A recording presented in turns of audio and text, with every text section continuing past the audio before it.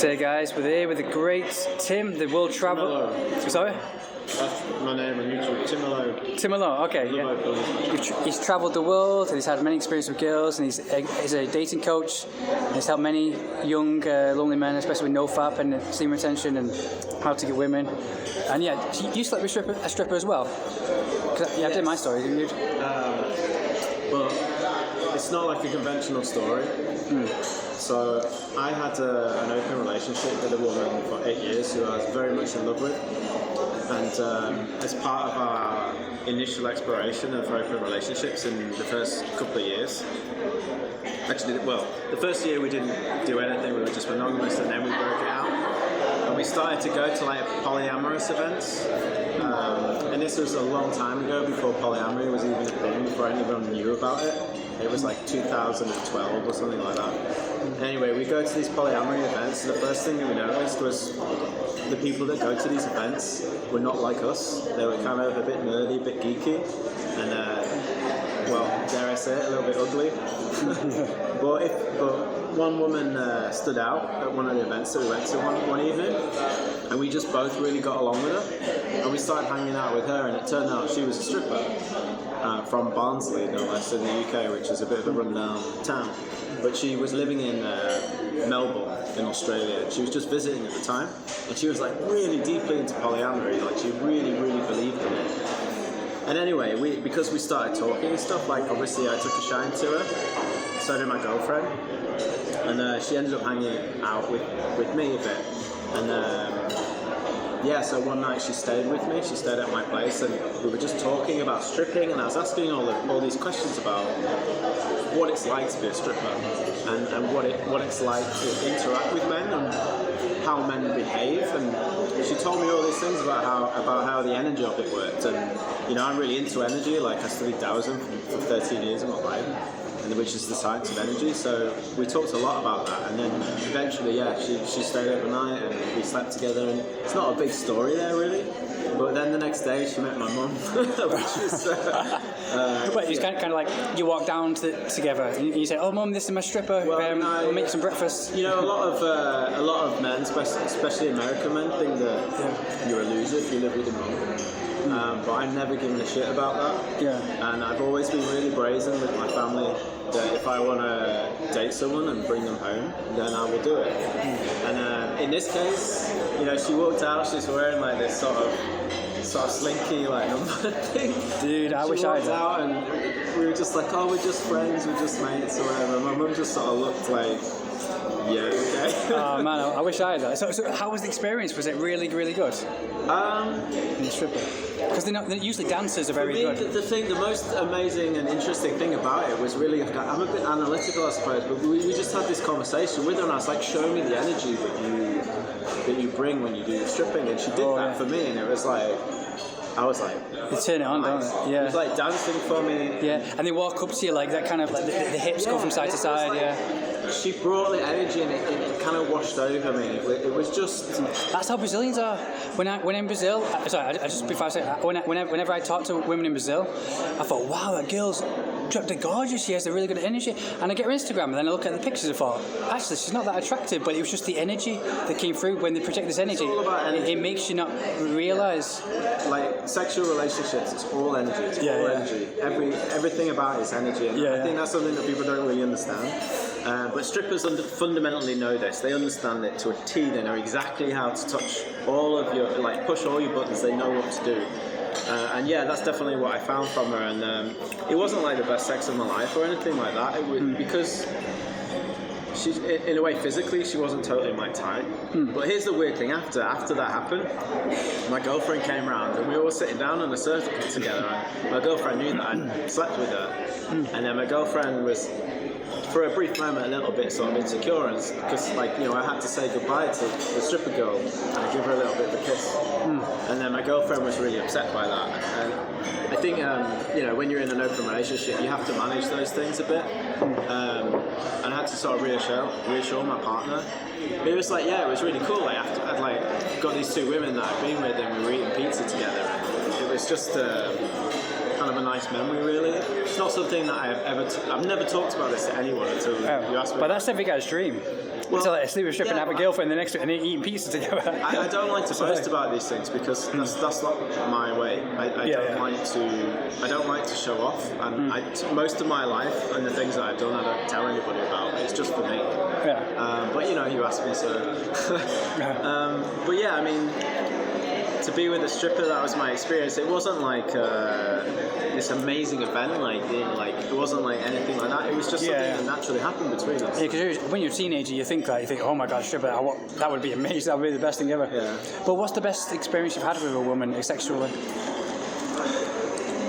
There's a lot. One thing I would say is there was this girl once that I met on Plenty of Fish a long time ago. Oh, that's before Tinder. That's our era. Yeah, I remember that. I did that. And she was like maybe 50 miles away, and she wasn't the best looking woman in the world. But honestly, the sex with her was incredible. And that was a real lesson for me, because a lot of people say everybody's chasing the best looking girl. Yeah. But honestly, no. How old was she? Was she much older? No. She was like 30 at the time, and I was maybe 32. It's still a field. All right. And as I say, she was definitely not the best looking, not usually my type, but we had like this, the way that I talked to her on the messaging was like, I was a bit dominant, and we had a sort of BDSM kind of thing going on, and one time she came back, and I took her, my parents were in, this is a feature of my life, my parents were in, and I'm like, oh, this girl's coming round, and like, my mum's like walking in and out of my room, and I'm like, what am I going to do? So I took her to the local golf course, and basically fucked her in a bush with people like walking their dogs. That's amazing. I don't have any stories like that. That's great. But yeah, I mean, she was great. As I say, not a great looker, but that just stuck in my mind because you asked me about something unique. But honestly, but she just had this energy when. As I say, it's exactly. But the women that I've been in love with, they've definitely been the best. No question. For me, having sex with one person that I'm in love with is always better. Always. Oh right. It's not even a contest. Okay. I'll have to take notes on that. But yeah, I always found the energy thing. I mean, I think the best sex I had was with a girl in Peru. And she wasn't Peruvian, she was French. But on a Tinder, it was on Tinder, which I'm ashamed to say, but she looked nice. She looked European and French, but she wasn't 10 out of 10. She was not the best looking girl I've had sex with. But she moved. Like, usually when I have sex with a girl, I'm usually the dominant one. I have to put them in this, I have to dominate, I put them in position. And I used to think, okay, now it's this time, now it's this turn, now I do this, now I do that, I used to have a routine where I lose control and I dominate and I pull them up and put them in position, throw them against the wall or something. But this girl, she started moving her hips, and I thought, uh-oh, I'm in trouble, because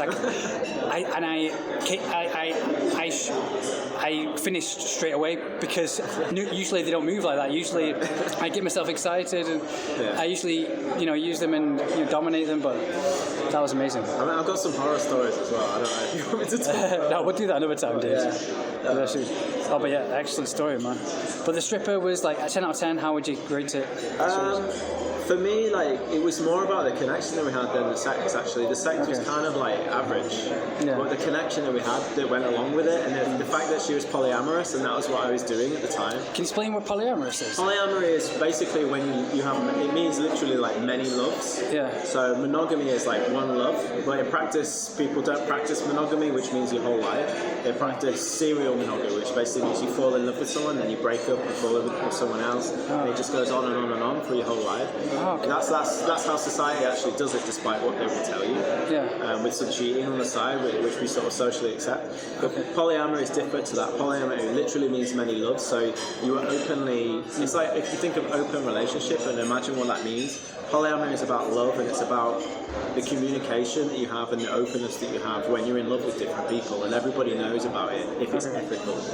Okay. If it's ethical, then everybody knows about it. Everybody supports each other. Yeah. So my girlfriend of 8 years, we were in a polyamorous relationship, and we would literally help each other with dating. So she'd show me her dating app, I'd show her mine, and we'd support each other to go out to date. Okay. And it was incredible.